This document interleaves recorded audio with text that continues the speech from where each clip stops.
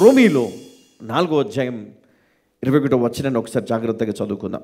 దేవుని మహిమపరచి ఆయన వాగ్దానము చేసిన దాన్ని నెరవేర్చుటకు సమర్థుడని రూఢిగా విశ్వసించి విశ్వాసము వలన బలము పొందెను.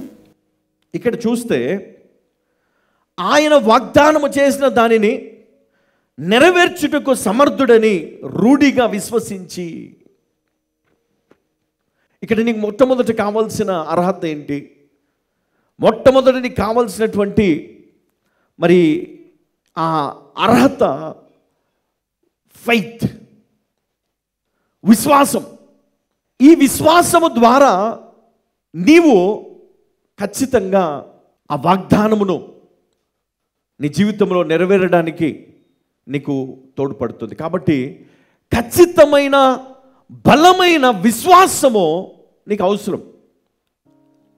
బ్రదర్, నేను ప్రార్థనకు వస్తాను, వాక్యం వింటాను, వెళ్తాను, కానీ అంతేగాని నేను మరి అంత గొప్ప విశ్వాసం అయితే నాకు లేదు, ఆ మాట ఇచ్చారు కదా చాలులే అని కొంతమంది అట్లాంటి వాళ్ళు కూడా ఉన్నారు.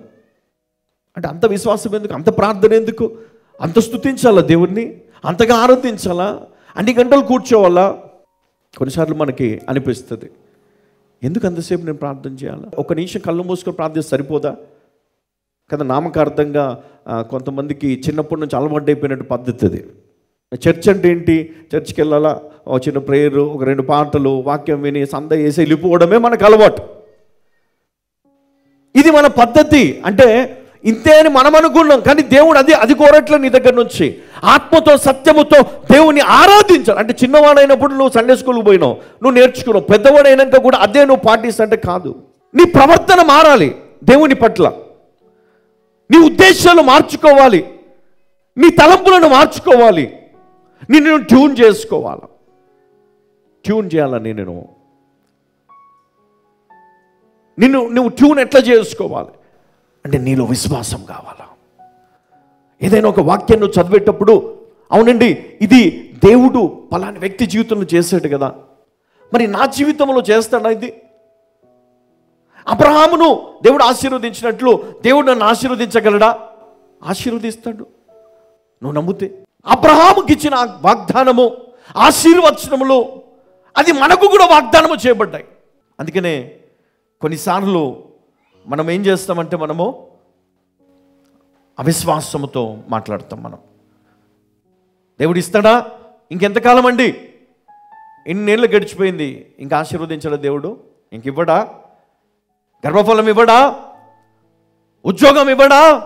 ఇంకెంతకాలం అండి? చావు దగ్గరకు వస్తుంది, నా భర్త మారడా? చావు దగ్గరకు వస్తుందండి. ఈ రోగము నన్ను మరణానికి తీసుకొని వెళ్తుంది, దేవుడు ఇంకా కాపాడడా? దేవుడు లేడా? అంత గొప్ప విశ్వాసం మనకే ఉంటే రోగాలు ఎందుకు వస్తాయి? అంత గొప్ప విశ్వాసం మనకుంటే సమస్యలను ఎందుకు మనం అనుభవిస్తాం? అంత గొప్ప విశ్వాసమే కనుక మనకుంటే మనం ఈరోజు ఎందుకు మాటలు పడతాం, ఎందుకు అవమానించబడతాం? అంత అభిషేకమే మనకుంటే మనం ఎందుకు ఈరోజు ఈ పరిస్థితిని కలిగి ఉంటాం? మనకు వాగ్దానం ఉందండి, దేవుడు ఆశీర్వదిస్తాడని, దేవుని ఆత్మను కుమ్మరిస్తానని, ఆయన ప్రజలందరి పైనకి ఆయన ఆత్మను కుమ్మరిస్తానని వాగ్దానము చేశాడు. కానీ మనం మన సమస్యలతో బాధపడుతూ మనం పొందలేము అని మనం అనుకుంటున్నాం. కానీ ఇక్కడ వాక్యం సెలవిస్తోంది, విశ్వాసము. ఎలాంటి విశ్వాసమో? బలమైన విశ్వాసం, దృఢ విశ్వాసం కావాలి, గొప్ప విశ్వాసము కావాలి. మళ్ళీ ఒకసారి చదువు 21. దేవుని మహిమపరచి ఆయన వాగ్దానం చేసిన దానిని నెరవేర్చుటకు సమర్థుడని రూఢిగా విశ్వసించి విశ్వాసము వలన బలము నొందెను. విశ్వాసము వలన బలము నొందెను. ఎంతమంది ప్రార్థన చేస్తారు అంటే సమస్య వచ్చినప్పుడు?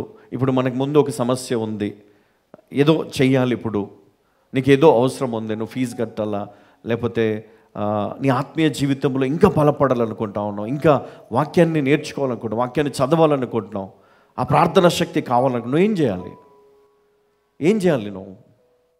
అమ్మా, ప్రార్థన చేయాలి. ఎంతమంది ప్రార్థన చేస్తారు అలాంటి సమయాల్లో? కదా, ఎంతమంది లేరు ఈరోజు సమస్యలు వచ్చినప్పుడు బెడ్షీట్ కప్పుకొని నిద్రపోయేవాళ్ళు? ఎంతమంది లేరు ఈరోజు సమస్యలు ఎక్కువైతే సంఘానికి రాకుండా ఇంట్లోనే కూర్చునే వాళ్ళు ఎంతమంది లేరు ఈరోజు? బాధలు ఎక్కువైతే, గొడవలు ఎక్కువైతే, అప్పులు ఎక్కువైతే దేవునికి దూరంగా బ్రతికేవారు ఎంతమంది లేరు ఈరోజు? దేవుడు ఏం చేశాడు? ఎందుకు పోయేది?